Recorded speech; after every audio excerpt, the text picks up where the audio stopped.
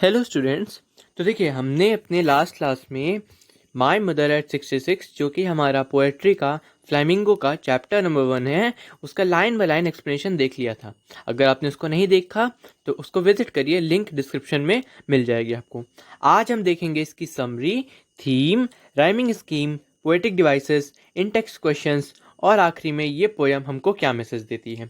तो बहुत इंपॉर्टेंट है ये सभी चीज़ें आपके एग्जाम के लिए। तो चलिए शुरू करते हैं। सबसे पहले चलते हैं हम अपनी समरी की ओर। तो देखते हैं समरी क्या है इसकी। देखिए, समरी यहाँ पे रिटर्न है, मैं आपको वैसे बता देता हूँ। जो पोएट थी वो अपने पेरेंट्स के घर से कोचीन एयरपोर्ट की तरफ ड्राइविंग कर रही थी। तभी उन्होंने अपनी मदर को देखा जो कि उनके बगल में बैठी हुई थी। वो वहाँ बैठी हुई थी और बीच बीच में झपकी ले रही थी अपने मुंह को थोड़ा सा खोल करके। उनके मदर को देख करके वो बहुत पेल सी दिख रही थी, यानी कि बहुत ज़्यादा पीलापन उनके चेहरे पर था। ठीक उसी तरह से जैसे एक कॉप्स यानी कि एक डेड बॉडी के फेस पर होता है। जो एक्सप्रेशन था वो बहुत पेन, सेपरेशन और ओल्ड एज का था उनकी मदर के फेस पर। जैसे ही वो ये पोएट देखती हैं ये सब सीन, तो फियर यानी कि डर उनके माइंड में भी आ जाता है। और अब ये रियलाइज़ करती हैं कि उनकी मदर अब बहुत बूढ़ी हो चुकी हैं और कभी भी अब वो पास अवे हो सकती हैं, यानी कि उनकी डेथ हो सकती है। ये बहुत ही अलार्मिंग ट्रुथ था उनके लिए और बहुत ही हार्ड था उनके लिए इस चीज़ को एक्सेप्ट कर पाना। लेकिन इन सब के बाद भी, क्योंकि ये सब सच नहीं था और अभी ये सब फ्यूचर की बातें थी, इसलिए इन थॉट्स को हटाने के लिए जो ये थॉट्स आ गई थी एगनी और पेन की, जो हमारी ऑथर हैं कमला, वो बाहर देखती हैं। बाहर वो क्या देखती हैं कि यंग ट्रीज यानी कि जो नए नए पौधे होते हैं वो बहुत तेज़ी से, क्योंकि आप जानते हैं वो कार ड्राइव करके कोचीन एयरपोर्ट की तरफ जा रही हैं। तो जो नए ट्रीज़ हैं वो उनके अपोजिट डायरेक्शन में पीछे की तरफ जा रहे हैं, जो कि आप जानते हैं कि जब हम कार से चलते हैं या किसी व्हीकल से चलते हैं तो बाकी आसपास की सारी चीज़ें पीछे जाती हुई दिखती हैं। और क्या देखती हैं वो? मेरी चिल्ड्रन यानी कि खुश बच्चे जो हैं वो खेल रहे हैं, जो कि उनको ये चीज़ रिमाइंड कराता है कि जब वो भी एक बच्ची हुआ करती थी और उसकी मदर जो थी, उनकी माँ भी थी, वो भी बहुत यंग और एनर्जी से भरी हुई हुआ करती थी। सिक्योरिटी चेक, जब वो एयरपोर्ट पर पहुंच गई तो उन्होंने सिक्योरिटी चेक कराया और उसके बाद फिर से उन्होंने अपनी मम्मी की तरफ देखा जो कुछ ही दूरी पर उनसे खड़ी थी। और अब उन्होंने देखा कि वो अब भी उतनी ही पेल और ग्रे लग रही हैं, मानो वो विंटर मून हो, यानी कि सर्दी का चांद जो बहुत हेजी होता है और जिसमें अब बहुत ज़्यादा वाइटैलिटी और एनर्जी नहीं रह जाती है। पोएट का फिर से वही जो चाइल्डहुड, जो बचपन में उनको कई बार डर लगा करता था, वो वापस से उनको याद आने लगता है और फिर से वही डर लगने लगता है। वो डर क्या था उनका? वो डर था अपनी मदर से सेपरेट हो जाना किसी कारण से और उनसे हमेशा के लिए बहुत दूर हो जाना। और अभी उनको ऐसा डर इसलिए लग रहा है क्योंकि उनको इस बात का डर है, इस बात की चिंता है कि कहीं उनकी मदर की डेथ ना हो जाए। और आखिरी में वो कहती हैं सी यू सून अम्मा। अम्मा आप जानते हैं मदर को साउथ इंडिया में अम्मा क्या कहा जाता है। और उन्होंने क्या किया, वो स्माइल करती रही, किस लिए? ताकि वो अपनी असली फीलिंग को दबा सकें या छुपा सकें। तो ये थी हमारी पोएम की समरी। हम थोड़ा और आगे बढ़ते हैं और थीम की तरफ चलते हैं। चलिए, तो देखिए, थीम में इंपॉर्टेंट 3 पॉइंट्स हैं जो आपको ध्यान रखने हैं। पहला, फियर ऑफ लॉस, नोस्टैल्जिया और लव ऑफ डॉटर। ये 3 चीज़ें जो है इस पूरे पोएम को कंस्ट्रक्ट करती हैं। तो देखिए, फियर ऑफ लॉस में in the poem the pain and worry of the poet is clearly visible. और इस पोएम में जो पेन है और जो चिंता है पोएट की, वो बहुत Due to her mother's advancing age, the fear of permanent separation from her, that is death of her, is expressed in the verses. और उसकी मम्मी की बढ़ती हुई उम्र इस बात की चिंता को बढ़ा रही है, इस बात के डर को बढ़ा रही है कि कहीं वो परमानेंटली उनसे सेपरेट ना हो जाए, यानी कि कहीं उनके मदर की डेथ ना हो जाए। और यही चीज़ इस पोएम में भी बताई गई है। The poem My Mother at 66 is an epitome of fast-paced life and inevitable death of our childhood. और ये जो पोएम है जिसका नाम है My Mother at 66, ये एग्जाम्पल है, एपिटोम का मतलब कि ये एक एग्जाम्पल है किस चीज़ का? फास्ट पेस लाइफ, बहुत तेज चलती हुई जिंदगी, and the inevitable death of our childhood, और दूसरा चीज़ इनएविटेबल डेथ। इनएविटेबल डेथ का मतलब मृत्यु जो टाली नहीं जा सकती है। तो इन दोनों का ही एक एग्जाम्पल है of our childhood, youth and loved ones. और किन चीज़ों की इनएविटेबल डेथ? अपने चाइल्डहुड की, क्योंकि एक समय के बाद हमारे चाइल्डहुड की भी मृत्यु हो जाती है, हम बड़े हो जाते हैं।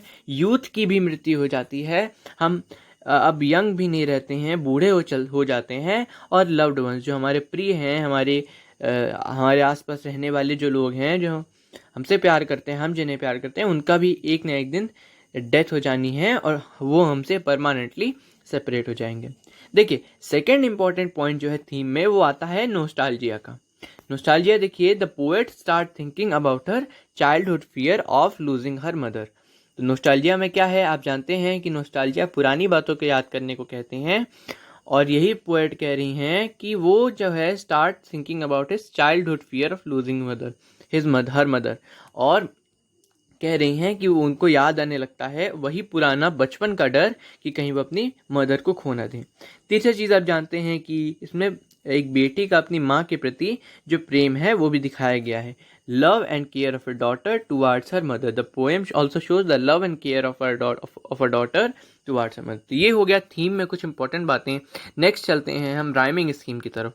तो आप जानते हैं, अगर आप इस पोएम को बहुत ध्यान से पढ़ेंगे, इसमें कोई सेट राइमिंग स्कीम नहीं है, हम इसको कुछ नहीं कह सकते। और इस तरह के स्कीम को, इस तरह के वर्ड्स को हम फ्री वर्ड्स कहते हैं। तो ये चीज़ आपको ध्यान में रखनी है। इसके बाद हम नेक्स्ट चलते हैं पोएटिक डिवाइसेस की तरफ। तो देखिए, पोएटिक डिवाइसेस बहुत सारे हैं, इसमें बहुत ज़्यादा नहीं याद रखने हैं, लेकिन जो जो इंपॉर्टेंट है वो मैं आपको बता दूंगा। प्लस इसको देखने से पहले, इस पार्ट पे जाने से पहले, मैं आपको एडवाइस करूंगा कि पोएटिक डिवाइसेस का जो लिंक है, जो मैंने ऑलरेडी बना लिया है, वो आपको मिल जाएगा।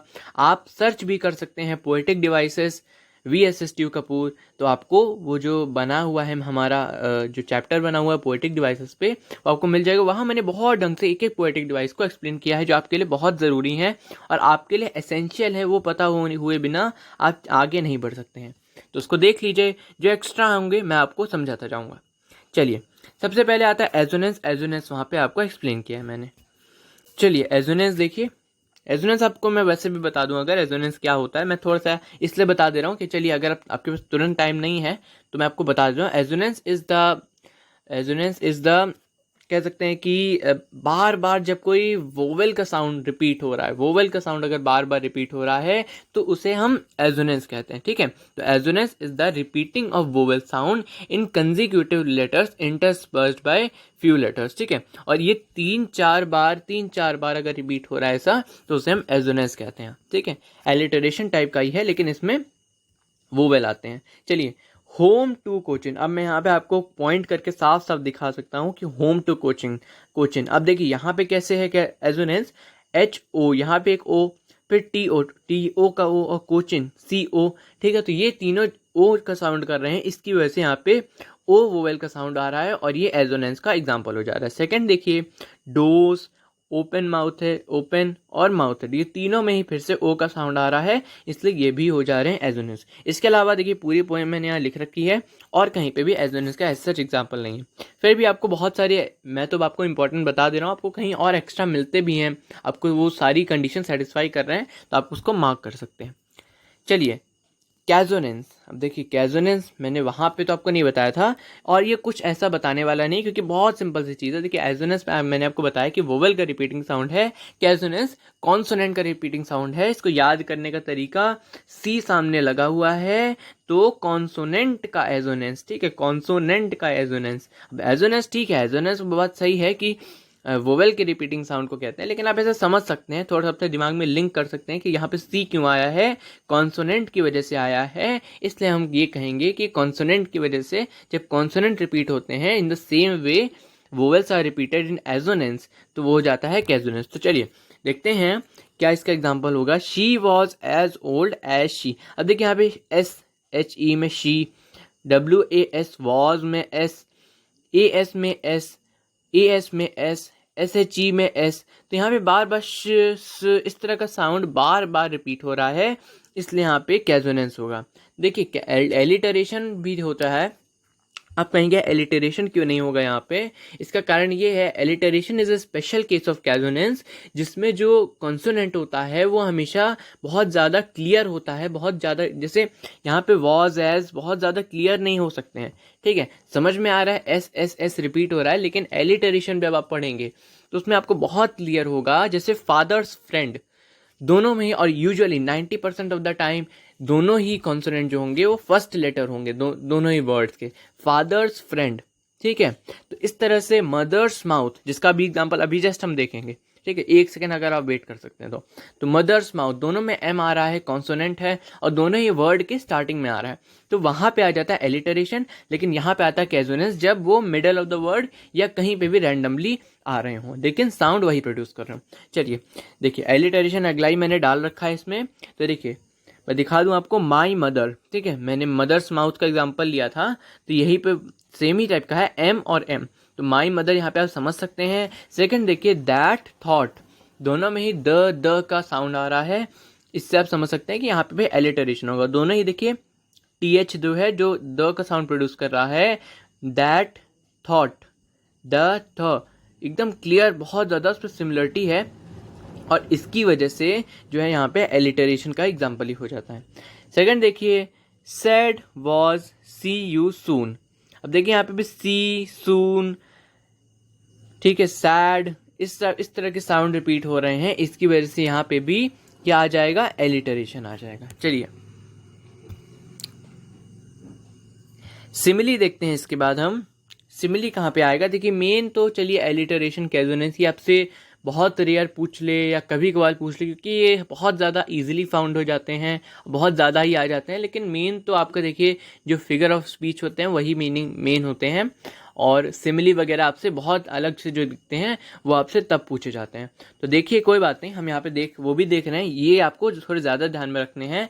तो देखिए, ashen like that of a corpse, ये जो है यहाँ पे सिमिली का एग्जाम्पल है, ashen like that of a corpse. इसके बाद देखिए, क्योंकि यहाँ पे देखिए जो उसका इनका चेहरा है, her face action like that of a corpse, उनके चेहरे को कॉप्स से कंपेयर किया जा रहा है, इसलिए इसको यहाँ पे सिमिली कहा गया है। इसके बाद देखिए, pale as a late winter's moon, और यहाँ पे क्या चीज़ देखिए, उनके फेस को जो कि बहुत पेल है उसको किस चीज़ से कंपेयर किया जा रहा है, लेट विंटर मून से कंपेयर किया जा रहा है, इसलिए यहाँ पे भी हम सिमिली कहेंगे। चलिए नेक्स्ट देखते हैं, पर्सोनिफिकेशन आप जानते हैं कि ह्यूमन कैरेक्टरिस्टिक असाइन करना, और सिमिली का मतलब क्या था, जब हम कोई दो चीज़ों को कंपेयर करते हैं एज, ठीक है, एज लगा करके, लाइक लगा करके, सो लगा करके, इस तरह से वर्ड्स लगा करके अगर दो चीज़ कंपेयर करते हैं तो सिमिली होता है। अब देखिए, young trees sprinting, young trees कभी भाग नहीं सकते हैं, लेकिन यहाँ पे उसको भागते हुए दिखाया है, इसलिए भागते हुए बोला गया है, इसलिए यहाँ पे पर्सोनिफिकेशन आ जाएगा। चलिए नेक्स्ट देखते हैं, मेटाफर, ठीक है, आप समझ गए होंगे ना, यहाँ पे है यंग ट्रीज स्प्रिंटिंग, और इसके बाद आता है मेटाफर जहाँ पे एक चीज़ को कह दिया जाता है कि ये दूसरी चीज़ ही है कंपेयर ना करके दूसरी चीज़ ही मान लिया जाता है, और इसका एग्जाम्पल हम देखते हैं, मेरी चिल्ड्रन स्पिलिंग। अब देखिए, बच्चों का जो मूवमेंट है, जिस तरह से वो घर से बाहर निकल रहे हैं, spilling out of their home, उस मूवमेंट को ये नहीं कहा गया है कि ऐसे निकल रहे हैं बच्चे मानो पानी जो है स्पिल हो रहा हो। पानी जो है तेज़ी से जब निकलता है तो हर डायरेक्शन में खूब तेज़ी से बहने लगता है, इधर उधर जाने लगता है, तो उस तरह से कंपेयर ना करके उस वही मान लिया गया है कि मेरी चिल्ड्रन जो निकल रहे हैं वो स्पिल ही हो रहे हैं, वो स्पिलिंग जैसे नहीं निकल रहे हैं, वो जिस तरह से पानी बह जाता है, स्पिल हो जाता है कोई चीज़, उस तरह से नहीं अपने घरों से निकल रहे हैं, इनफैक्ट वो स्पिल ही करते जा रहे हैं, मतलब वो इस तरह से निकल रहे हैं, मतलब आप समझ रहे होंगे कि उनके एक्शन को स्पिलिंग ही मान लिया गया है, तो वो मेटाफर आ जाएगा। चलिए नेक्स्ट देखते हैं, रेपिटेशन का एग्जांपल आप जानते हैं, स्माइल स्माइल एंड स्माइल, यहाँ पे जो 3 बार स्माइल स्माइल स्माइल आया है, ये जो है रेपिटेशन का एग्जांपल हो जाएगा। इसके बाद चलिए हम चलते हैं, ये तो हो गया आपके, अपने समझ गए होंगे, ये हमारे हो गए फिगर पोएटिक डिवाइसेस जो कुछ भी इस पोएम में हुए थे।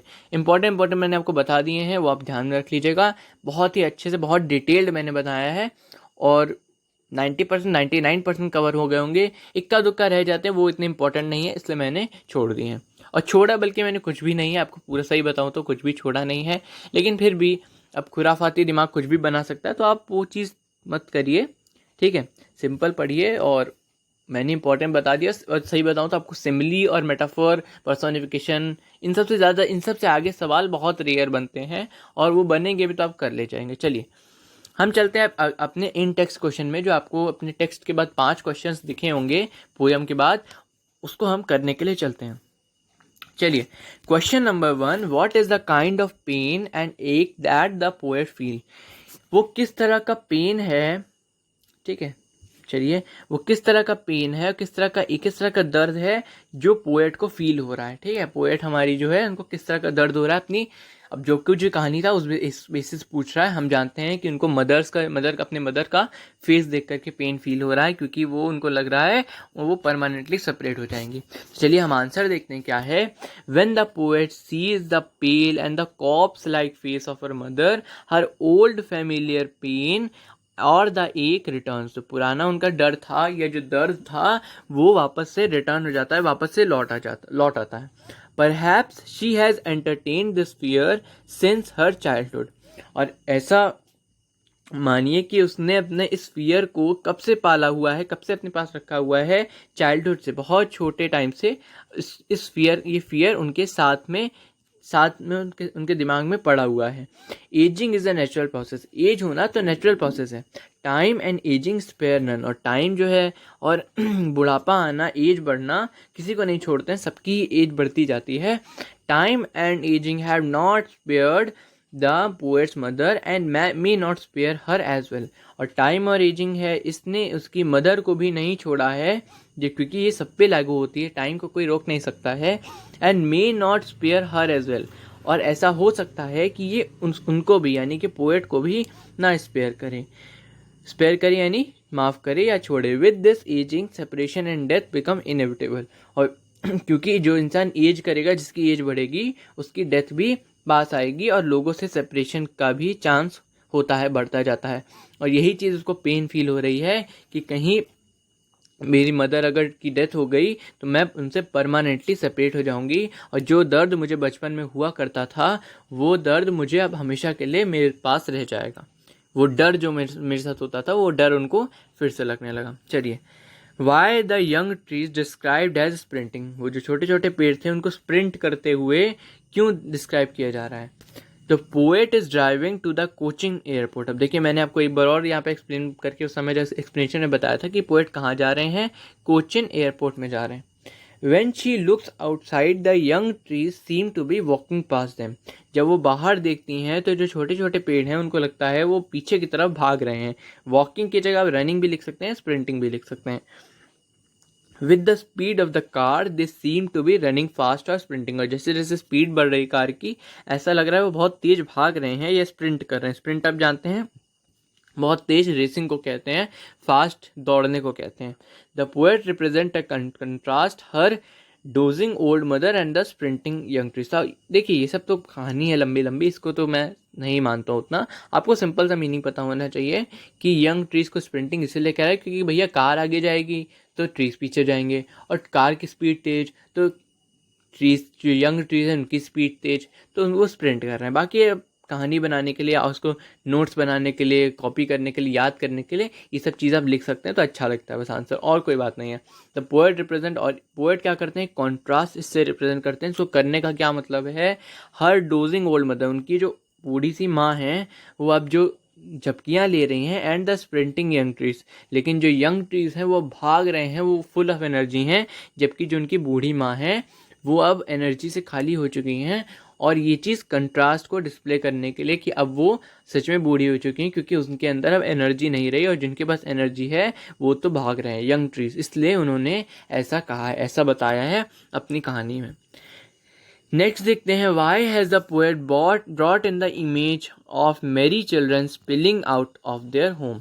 पोएट ने इस इमेज को हम लोग के सामने क्यों रखा, और रीडर्स के सामने क्यों रखा, कि जो छोटे बच्चे हैं वो अपने होम से ऐसे निकल रहे हैं मानो स्पिल हो रहे हों, जैसे बह करके पूरा हर जगह फैलते जा रहे हों।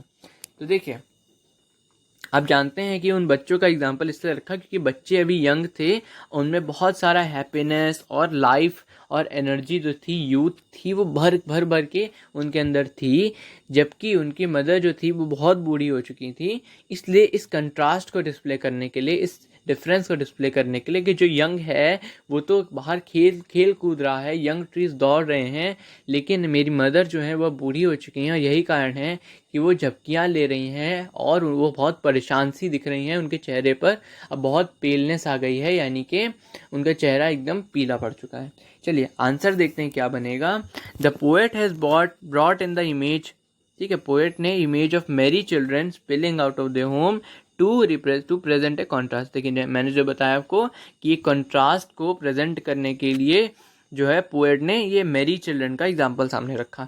The Mary children coming out of their homes in large numbers present an image of happiness and spontaneous overflow of life. और जो बच्चे जो घरों से बाहर भागते हुए आ रहे हैं बहुत बड़ी संख्या में, वो क्या करते हैं, एक इमेज रखते हैं हैप्पीनेस और स्पॉन्टेनियस ओवरफ्लो की, किस चीज़ की, लाइफ की, ठीक है, खुशी की, और ओवरफ्लो ऑफ लाइफ का एग्जाम्पल पुट करते हैं।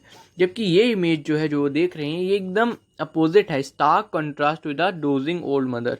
और जो झपकियाँ लेती हुई इनकी ओल्ड मदर है उसके एकदम अपोजिट है, whose ashen face looks lifeless and pale like a corpse. और उनका जो फेस है वो एकदम लाइफलेस लगता है, जिसमें कोई जान ना हो, और पेल एकदम पीलापन उनके चेहरे पे होता है, मानो वो कोई डेड बॉडी हो। She is an image of ageing, decay and passivity. और वो जो है एक इमेज है, एक एग्जाम्पल है एजिंग की, यानी बहुत बूढ़े हो जाने की, डीके की, सड़न की, और पैसिविटी की। पैसिविटी आप जानते हैं कि एक होता है कोई एक्टिव काम करना, एक होता है पैसिव काम करना। तो एक्टिव काम करना जिसमें आपकी एनर्जी कंज्यूम हो रही है, बहुत एनर्जी से कोई काम कर रहे हो, और पैसिव काम करना जैसे आप पड़े हुए हैं बिस्तर पे, तो वो पैसिविटी होती है आपके जीवन में, कि आप जीवन में रुके हुए हैं, आप जीवन में आगे नहीं बढ़ रहे हो, ठीक है। The contrast of the two images enhance the poetic effect. और इसका कारण क्या था, जो एक्चुअल कारण था वो इस बात को रीडर्स के सामने और क्लियर रखना चाह रही थी कि हाँ सच में अब उनकी मदर जो है वह पहले जैसी नहीं रही है, उनके अंदर एनर्जी नहीं है। और किसके अंदर एनर्जी है, वो यंग ट्रीज या छोटे बच्चे, उनके अंदर इतनी एनर्जी है। और ये जो कंट्रास्ट था, ये जो डिफरेंस था, इनको दिखाने के लिए इन्होंने जो पोएट है, इन्होंने ये एग्जाम्पल्स रखे हैं। और इससे क्या हुआ, पोएटिक इफेक्ट जो है वो एनहेंस हो जाता है, जो कोई चीज़ कहने का तरीका है वो और इम्प्रूव हो जाता है, ठीक है, उसका वो और कहीं गुना एम्पलीफाई हो जाता है, चीज़ों को कहने का तरीका, उसकी सुंदरता बढ़ जाती है। चलिए सिमिली वगैरह आप जानते हैं पोएटिक डिवाइसेस इसीलिए होती हैं कि पोएम की सुंदरता बढ़ाने के लिए, और ये सब सिमिली वगैरह इन्होंने यूज़ भी की थी अपनी पोएम में, इसीलिए कि वो पोएटिक इफेक्ट को एनहेंस कर सकें, अपने पोएम को एनहेंस कर सकें। चलिए क्वेश्चन नंबर 4 देखते हैं। Why has the mother been compare to late winter's moon. और उनकी मदर जो है वो लेट विंटर मून से क्यों कंपेयर किया गया, इंपॉर्टेंट क्वेश्चन है, ध्यान दीजिएगा। The late winter moon is calm and hazy. जो लेट विंटर का जो मून है वो काम होता है, बहुत शांत होता है, और हेजी होता है, बहुत क्लियर नहीं दिखता है, बल्कि हल्का सा धुंधला धुंधला सा दिखता है, विद अ डिम लस्टर, ठीक है। और जो उनकी वो होती है चमक होती है, बहुत हल्की हो जाती है, बहुत ही हल्की, बहुत ज़्यादा वो नहीं होती, चमक तेज़ नहीं होती है। It loser it's vitality and power. अपनी एनर्जी और पावर जो है, अपनी जो यूथ होता है उसको वो खो चुका होता है। So the poetess compared the mother's calm colourless and withered face like the late winter's moon. अपने जो उनकी माँ थी उनकी बहुत शांत, कलरलेस और विदर्ड यानी कि समय के साथ ख़राब हो चुका फेस, क्योंकि उसमें रिंकल्स आ चुके थे, उसमें बहुत ज़्यादा वो आ चुके थे, झुर्रियाँ वगैरह आ चुकी थी, ब्लेमिशेस आ चुके थे। इन सब की वजह से अब जो है उनको उस चीज़ से कंपेयर कर रही हैं, उनके लेट विंटर मून से कंपेयर कर रही हैं। She has become weak, wan and pale due to her age of 66। She has lost her vitality. तो वही चीज़ बता रही हैं कि अब जो है उनकी मदर अब वीक हो चुकी हैं, वैन हो चुकी हैं और पेल हो चुकी हैं, ड्यू टू क्योंकि उनकी एज 66 साल की उम्र हो चुकी है। आप जानते हैं 66 से काफ़ी ज़्यादा उम्र होती है, 60 ईयर्स पे रिटायरमेंट होता है, तो 66 तो बहुत आगे उम्र हो जाती है, 66 काफ़ी ज़्यादा उम्र हो जाती है। इसके अलावा वो अपनी वाइटैलिटी को लूज़ कर चुकी हैं। चलिए क्वेश्चन नंबर 5 देखते हैं। Why do the parting words of the poet and her smile signify. Parting words of the poet and her smile, जब वो पोएट वहाँ से जा रही थी तो उन्होंने कुछ बोला, वो थे पार्टिंग वर्ड्स, और वो जो स्माइल कर रही थी वो किस चीज़ को सिग्निफाई कर रही थी, वो किस चीज़ को रिप्रेजेंट कर रही थी। चलिए देखते हैं।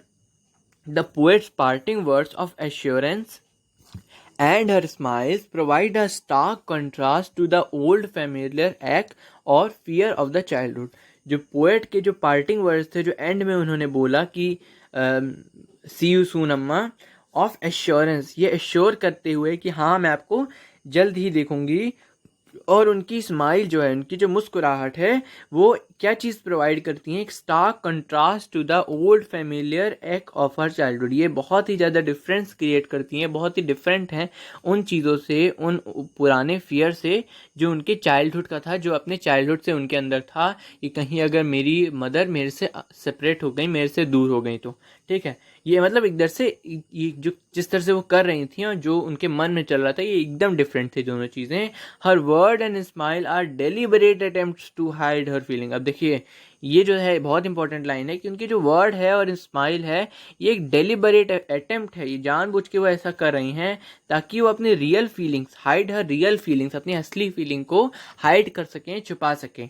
The parting words see you soon अम्मा gives an assurance to the old lady whose ashen face looks like a corpse. और जो पार्टिंग वर्ड है कि सी यू सून अम्मा, मैं आपको जल्द ही देखती हूँ अम्मा, mummy, give a assurance to the old, ये चीज़ एश्योर कर रही है ओल्ड लेडी को, जिसका फेस जो है, अब फेस ही जिसका एकदम कॉप्स की तरह, डेड बॉडी जैसा दिख रहा है, उसको एक एश्योरेंस प्रोवाइड कर रही है। Similarly her continuous smiles are an attempt to overcome the ache and fear inside her heart.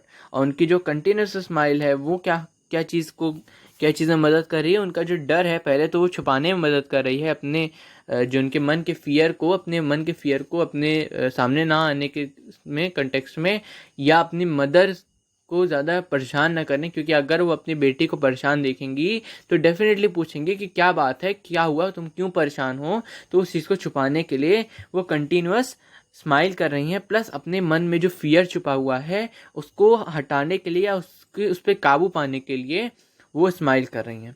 तो ये हमारे 5 क्वेश्चंस थे। इसके बाद देखिए मैसेज, देखिए फाइनल पार्ट हमारा जो सीरीज़ का, वीडियो का, कि ये पोएम हमको क्या मैसेज देती है फाइनली। ठीक है, ये पोएम हमको क्या सिखाती है, तो चलिए ये भी देख लेते हैं मैसेज क्या है इसका। The ageing is a natural process, yet fear of separation from your loved ones is very painful. क्यों, जबकि एजिंग जो है, यानी कि the ageing is a natural process, the का मीनिंग आप लोग समझ रहे होंगे कि हालांकि, ठीक है, हालांकि मीनिंग होता है द का, एजिंग जो है नेचुरल प्रोसेस है, ठीक है, yet fear of separation from your loved ones is very painful. लेकिन इन सब के बाद भी जो फियर होता है, जो डर होता है सेपरेट हो जाने का, अपने प्यार करने वालों से, जो अपने क्लोज होते हैं हार्ट के, उन लोगों से बहुत पेनफुल होता है। The poem talks about the feeling of loneliness that aged people experience and the feeling of guilt which their offspring experience for not being able to be with their parents and support them in their old age. और जो poem है ये किस बारे में बात करती है, feeling of loneliness that aged people, जो बूढ़े लोग एक्सपीरियंस करते हैं, and the feeling of guilt which their offspring experience for not being able to be with their parents and support them in the old age। तो क्या दो बातों को कहती है पोएम, फीलिंग ऑफ लोनलीनेस, पहली चीज़ जो बूढ़े लोग एक्सपीरियंस करते हैं क्योंकि उनके पास उनके बच्चे नहीं होते हैं, अक्सर वो काम वगैरह के लिए कहीं दूर चले जाते हैं, जिस तरह से हमारी पोएट जो हैं हमारी इस पोएम में, वो बाहर चली जा रही हैं, वो एयरपोर्ट से कहीं अपने शहर कहीं और जा रही हैं काम करने के लिए, जबकि अपनी मदर को, जो कि बहुत बूढ़ी है, जिनको अब सपोर्ट चाहिए, उनको वहीं पे अपने होम टाउन पे छोड़ दे रही हैं। सेकंड, जो फीलिंग ऑफ गिल्ट की बात करें कि जब अगर मान लीजिए अगर ऐसा होता है कि उनकी प्रेजेंस, उनकी नॉन प्रेजेंस में, जब वो प्रेजेंट ना हो, उनकी पोएट, उनकी अगर मदर की डेथ हो जाती है तो हमेशा के लिए गिल्ट में चली जाएंगी कि मैं इनके आखिरी समय में इनको सपोर्ट नहीं कर पाई, इनके साथ नहीं रह पाई, और कुछ पल हम साथ में नहीं बिता पाए अपनी मदर के साथ। तो ये चीज़ हमेशा के लिए उनको गिल्ट में डाल देती है। द थर्ड पॉइंट देखते हैं, the poem also explores the feeling of melancholy, agony, pain that a daughter experiences while leaving her mother all by herself at a ripe old age। तो पोएट ये जो poem है ये भी explore करती है, ये भी बताती है फीलिंग्स, जो अंदर से फीलिंग्स आती हैं किन चीज़ों की। मेलंकॉली होता है मतलब लॉन्ग लास्टिंग, जो दुख हो जाता है आपके अंदर, जो लंबे समय तक आपके अंदर रहता है। एगोनी भी मतलब दुखी, पेन मतलब दर्द, जो एक डॉटर, एक बेटी एक्सपीरियंस कर रही है जब उसकी मदर को एक इतनी बूढ़ी एज में, राइप ओल्ड एज मतलब इतनी ज़्यादा एज में पूरी तरह से अकेले छोड़ करके जाना पड़ रहा है उनको कोई अपने ज़रूरी काम के लिए। ठीक है, तो ये चीज़ों के बारे में भी जो पोएम है ये डिस्कस करती है। थर्ड देखिए, बहुत इंपॉर्टेंट, फोर्थ नहीं, थर्ड तो हो गया, बहुत इंपॉर्टेंट पॉइंट है, बहुत ध्यान से देखिएगा। Thus the poem sends a very strong message to the youth of today. Poem जो है बहुत स्ट्रॉन्ग मैसेज भेजती है किसके लिए? यूथ ऑफ टुडे, आज की यूथ के लिए। Do not be so busy in fulfilling your desires and wishes that you forget to take care of your elderly parents when they need you the most. देखिए बहुत important line है कि आज की यूथ के लिए इतना ये स्ट्रॉन्ग मैसेज दे रही है कि इतना भी बिजी मत होइए अपने डिज़ायर्स, अपनी विशेस को पूरा करने के लिए, कि आप अपने एल्डरली पेरेंट्स, आप अपने बूढ़े पेरेंट्स की केयर करना ही भूल जाएं या केयर करना ही छोड़ दें जब आप उनको आपकी बहुत ज़्यादा ज़रूरत है, सबसे ज़्यादा ज़रूरत है। At time situation can be binding, कभी कभी कुछ समय पे सिचुएशन बाइंडिंग हो सकती है, यानी सिचुएशन आपको कुछ चीज़ों का अलाउ नहीं करती है, आपको बहुत ज़रूरी मीटिंग अटेंड करनी जानी है तो आप नहीं अपने माँ बाप के साथ रह सकते। But one should never forget to show one's love, affection and concern for one's parent. लेकिन इन सब के बाद भी ये सब तो ठीक है, चलिए कभी कभी ऐसा हो सकता है, लेकिन फिर भी आप कभी कि किसी को ये चीज़ भूलनी नहीं चाहिए, अपने पेरेंट्स के प्रति प्यार, अफेक्शन और लगाव। अफेक्शन का मतलब लगाव, और कंसर्न मतलब चिंता अपने पेरेंट्स के प्रति जताने के लिए या उनको प्यार करने के लिए।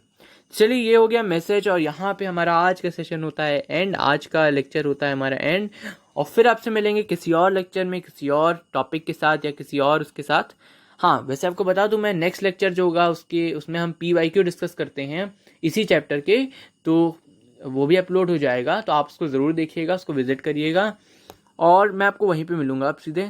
तो चलिए bye, thanks for watching. Like करिएगा अगर आपको ये वीडियो पसंद आया हो, और कमेंट करके आप अपने डाउट्स, अपनी परेशानी, कुछ भी प्रॉब्लम है वो पूछ सकते हैं, और सब्सक्राइब कर लीजिए हमारे चैनल को। चलिए, थैंक यू।